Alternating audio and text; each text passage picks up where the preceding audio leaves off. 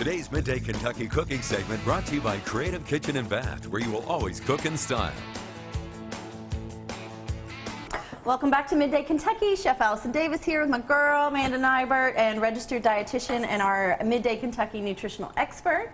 We are cooking up something fun, and the name just had me cracking up, but really, I mean, who doesn't love a good 5-minute meal, though? That's right, like, quick and easy. We're both moms. We both know the struggles that it takes sometimes to put a healthy or just something good on the table for family. So this is one of those, like... Absolutely.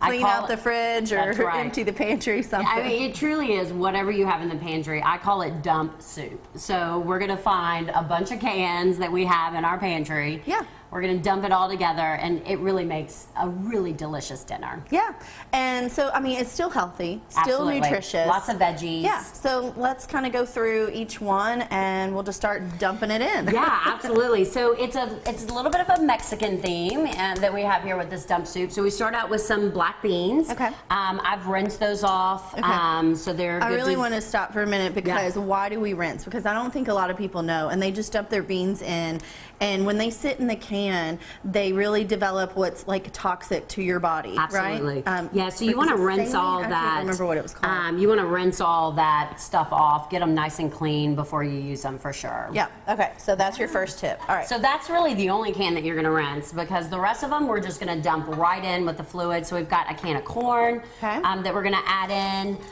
We've got some diced tomatoes that we're going to add in. This particular one has some chopped onions in it, so it gives it a little bit more flavor. Say, you know, if we didn't have, you could start off with some sauteed onions, but again, garlic. Again, it's quick and easy. Diced tomatoes with onion. Yeah. All right. A little kick with our rotel. This is the mild rotel, so even your kids will like it. And then we even incorporate some green chilies. Yeah, super easy, like little tricks, like she's saying rotel, but if you look at it, it's got the lime juice and the cilantro, so you're getting some of those seasonings and flavors just in your cans. Which, already in it. Yeah, so perfect. Okay. Already in it. And then I like to add some green chilies. Again, doesn't super spice it up. Yes. Girl after my own heart. I love green chilies, and just any way that you can add a little kick, especially with something like this. Absolutely.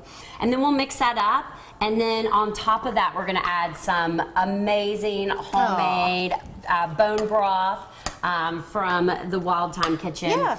And this is a very unique product in that it simmers for a really long time, so it leaches all the minerals, all the vitamins and stuff out of those real quality bones. You get that collagen. The little gelatin, yes, you get all that collagen in there, which is really good for your skin and your joints. So anytime you can use a quality bone broth, I highly encourage that for sure. All right, so, and then we were also saying, though, if you wanted to make this vegetarian, you could get a vegetable broth and sub that in. Absolutely. But yeah, here at Wild Thyme we do sell the bone broth, chicken and beef, so we're getting into that soup season. You guys can just pop into our store and pick that up and you'll be good to go. All right, so we've got our chicken broth, and we're just going to start to let this simmer. Maybe a little salt and pepper if you need to. Absolutely. I typically just throw in a little taco seasoning to make it quick and easy. And it's up to you in terms of your taste. My kids, they love to eat this with some tortilla chips.